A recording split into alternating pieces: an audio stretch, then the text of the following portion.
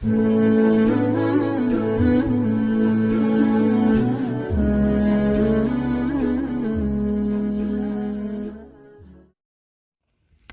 را دارا کرده. دارایی برادرها فقط پول و مال نیست، سلامتی خودش بزرگترین قیمتترین باهیگریه.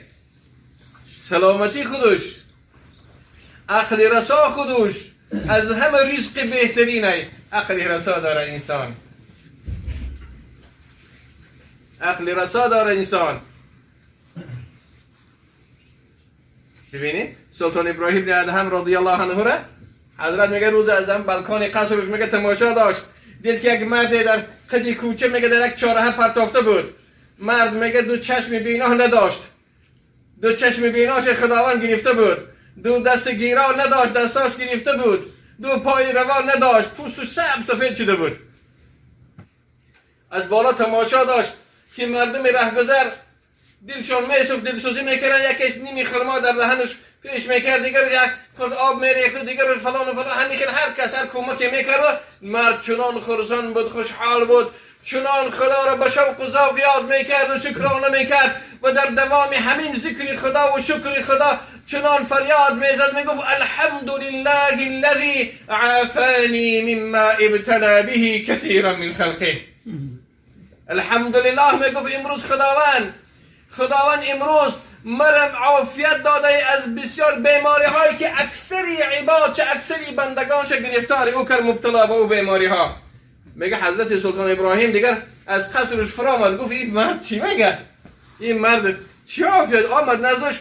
السلام علیکم، گفت سلام داد.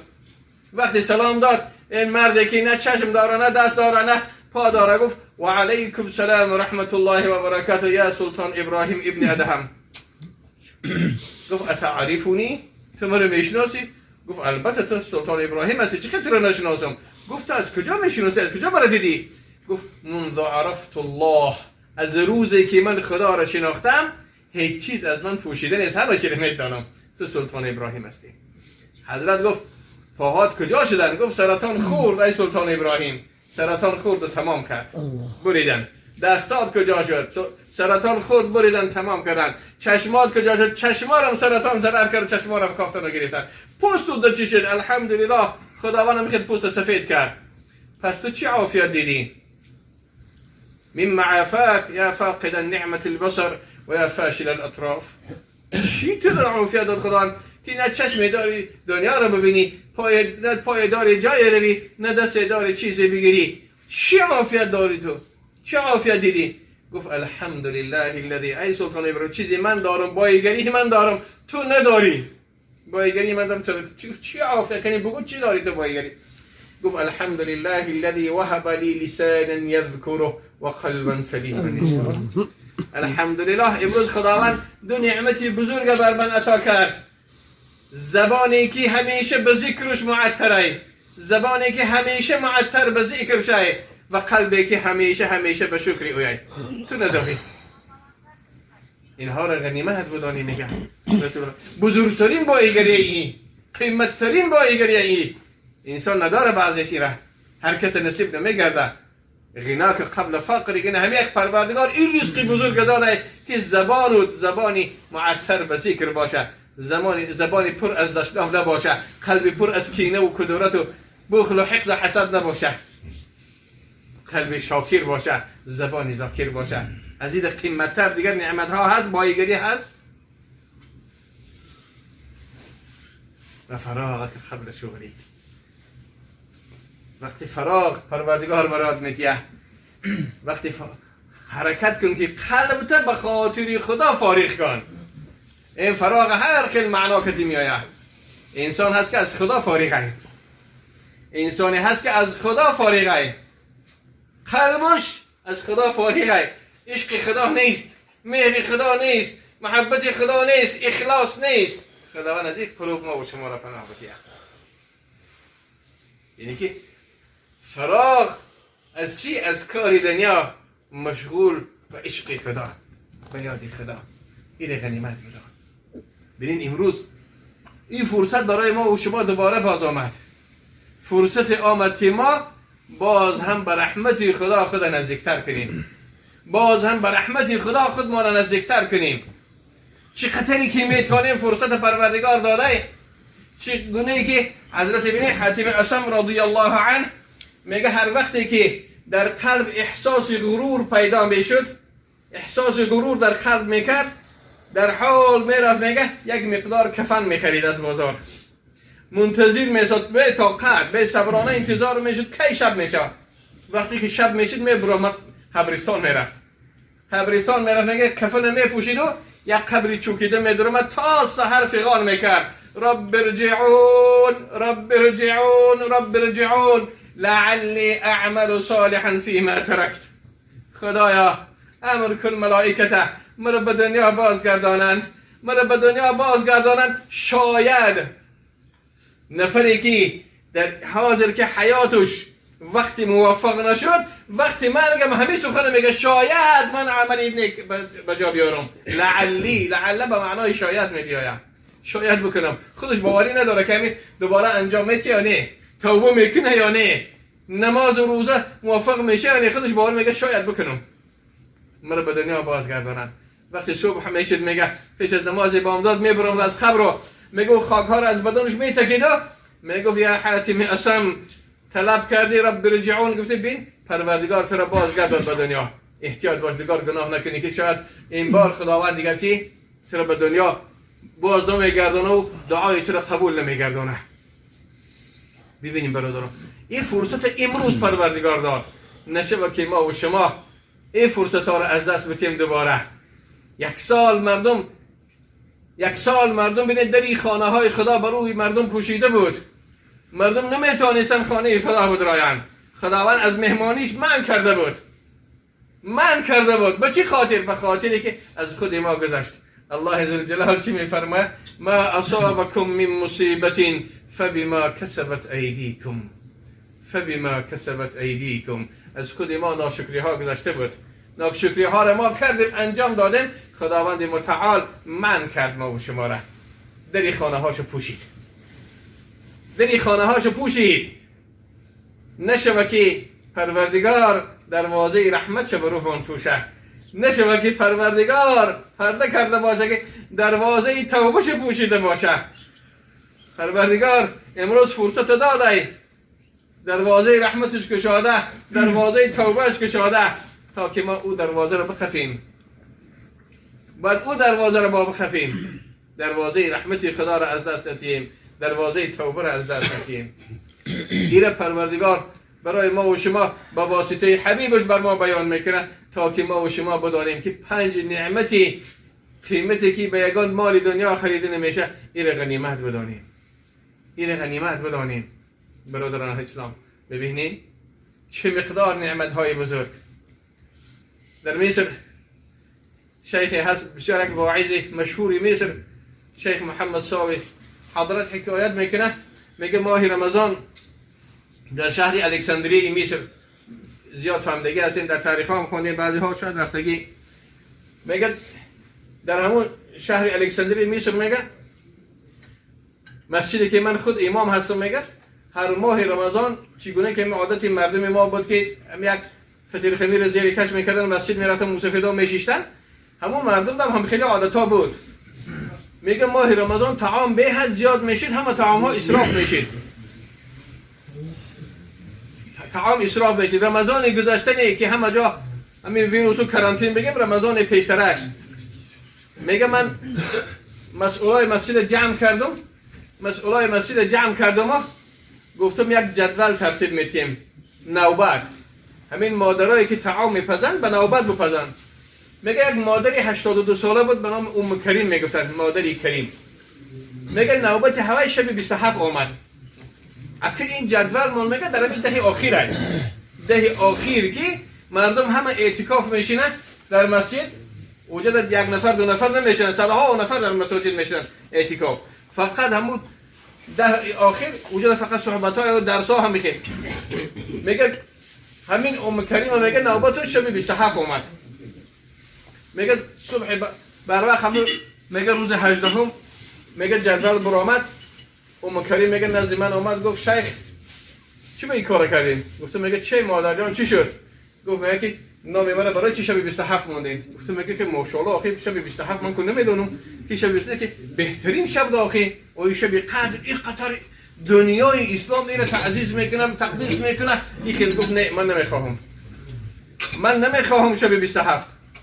گفتم میگه مادر جان بهترین چی اشکال داره شب 27 برای تو؟ گفت نه من شب 21 میخواهم. من میخواهم که همه شما را سبقت کنم به رحمت خدا. شب 21 میخواهم، نوبت من باید. گفتم میگه آخه جدول برآمده همه میدونن.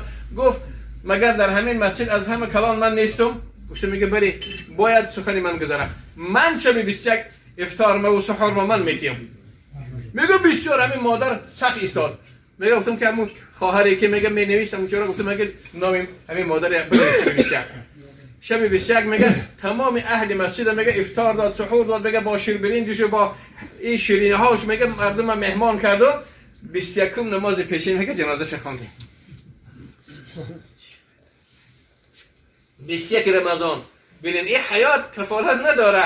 این سراسمگیشتی من باید همه شما را سبقت کنم به رحمت خدا که من شب 21 افطار ما بتیم و خدا را از خود راضی کنانم که خداوند متعال او ثواب افطار دهنده ها را بر من نصیب گردانه که شما روز 21 جنازه مرا میخوانین.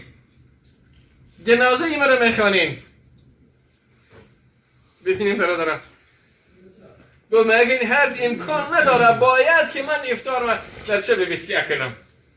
باید من افطار در شب 21 بتیم.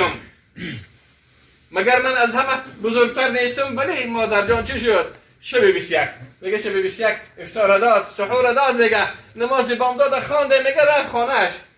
نماز بامداد خواند و خانهش رفت. میگه نماز پیشین میگه نمیدونم. همین شب بسیار خوشحال بود، خرسند بود. شما دیدین آخه این قطر بذوق بود که من بندگان خدا را افطار میتیم. از نماز بامداد آمده، میگه غسل کرد، آوازی کرد، میگه سر و لباس تازه پوشید، میگه نمازهای شکرانه خواند. میگه نمی کار شید. ببینیم دوستای خدا تا کجا میرن. این حیات ها را چه مقدار حیات غنیمت شماریدن. حیات غنیمت دانستن به خداشان که با شما را تاکید کردن رسول خدا صلی الله علیه و آله که شما نیز حیات خدا چی غنیمت بدانید. شیخ محمد حسانی مثلی حکایت میکنه، میگه روز چهارشنبه بود، میگه که شاگردام در دانشگاه میگه آمد گفت حضرت جان یک خواهش دارم. گفتم میگه چی بچه جان بگو چی میخواهی؟ چی میخواهی؟ گفت میگه مادرم همین صبح بسیار التماس کرد، خواهش کرد که شیخ محمد حسان رو بگو نزدم بیایه. گفتم آخه مادر جان شیخ استاد آخه درس دارن نمیتونه، وقت نداره برای ما کجا و شیخ محمد حسان کجا؟ گفت میگه نه تو بگو او میایه. گفتم البته خیلی امر مهمه که مادر مرا تعیین کرده که بیایه. خیلی امر مهمه که مادر مرا تعیین کرده. میگه رفتم بعد درس، میگه رفتم بعد ادای درس روز چهارشنبه، میگه رفتم گفتم مادر جان بگو هر چی خدمتی که داری بگو، بیمار باشی بهترین طبیبی مصر برات اختیار میکنم یارم. یگان چی محتاج باشی از خوردن و پوشیدن و چی هر چی که باشه من تشکیل میکنم یارم. گفت نه بچه جان. اینا میگه مادر 80 ساله بود. میگه بچه جان نه من خودم درد نمیدونم چیه، دوام میدونم چیه، فقط از یک خواهش دارم. گفتم چیه؟ خیلی بگو از دست ما میومده باشه بکنیم. گفت بچه جان، گفت شیخ، گفت 3 شب شد، گفت 3 شب شد من بیمار هستم، زیاد نه بیماریم 3 شب شد. چی غم میتیته؟ چی بیماری؟ 3 شب شد که من در خواب جمال مبارک رسول الله نمیبینم. من جمال مبارک رسول الله نمیبینم. میگه وقتی که این سخن شنیدم چشمام کور شد، دیگر ندیدم پیش راه که من مادر نصیحت آمده بودم به نیتی که نصیحت دلبرداری دعوتی که او مرا کرد. میگه من دیگر گفتن نتونستم. امروز اهل مجلس ببینیم کی میگه که من در طول حیاتم چند بار دیدم مادر میگه من هر شب همراه رسول خدا صلی الله علیه و هستم، هر شب همراه رسول الله هستم. 3 شب شد از تو التجا دارم که پگاه روز جمعه وقتی بالای منبر میبرایی، بالای منبر میبرایی همراهی اهل مسجد در حق من دعا بکنین که خداوند هم جمال خودش و هم جمال حبیبش بر من نصیب کنه. مرا از جمال حبیبش این شبها به نصیب نگردانه، در قیامت مرا به جمال حبیبش و به جمال خودش مشرف بگردانه. میگه سبحان الله سبحان الله. میگه برآمدم پیش راه مدیده نمیتانم چیزی گفته نمیتانم از گریه که مادر میگه هر شب با رسول خدا سلام واخری داشتن. رسول خدا سلام حدیث مبارک اهل علم بسیار اصل میدانه که رسول الله گفتن در حدیث مبارکه هر کسی که مرا در خواب دید یقین بدانه که مرا واقعا دیده، چون که شیطان به تمام صورت میآید، به صورت پدر و مادرت حتی که میآید، لیک به صورت من آمده نمیکنه. الله هر شب میگه با رسول خدا صلی الله علیه و سلم. بعضی نفر طول حیات شاید که 80 و 90 سال عمر بینه، یک بار در خوابش رسول الله هم نبینه، چون که همون اخلاص و محبت نداره، همون اخلاص و محبت نداره. اینه از ما و شما بطور. میگه روز جمعه میگه میخواستم در حقش دعا بکنم، چی خیلی که از من خواهش کرد که خداوند این نعمتی بزرگ شد دیگر براش باز نصیب گردانه. میگه در بالای منبر بودم، من نه صحبت شروع کرده بودم، میگه آمد نفری در گوشم گفت که حضرت جان امروز بعد جمعه جنازه داریم. گفتم میگه کی باشه؟ گفت میگه همون مادر. بعد نماز جمعه او که میگه جمال خدا و رسول خدا میخواست، پروردگار روز جمعه به جمال خودش برده. این عمرها کفالت نداره برادران اسلام، عمرها. رسول خدا سلام گفتن شما این 5 نعمت غنیمت بدانید که وقتی از دستان میره پشیمانی میکنین، وقتی از دست میره پشیمانی میکنین، شما به خاطری که پشیمان نگردین این فرصت غنیمت بدانین، این خوب در جای درست استفاده بکنین. دعا میکنین الله ذوالجلال و الاکرام امروز بینین این برادرای ما و شما قریب 2 سال میشه که هفته ای نیست که در خانه اینا نباشیم. این برادرها هر بهانه‌ای که ما و شما را قریب که هر پنجشنبه دعوت میکنن، هر پنجشنبه قریب که دعوت میکنن، همینم غنیمت دانستنی علم نعمت الهیه. خداوند متعال این خالصانه مقبول درگاه بینیازش بگردانه. امروز ببینید این دنیا خودش دنیای بهانه آخه.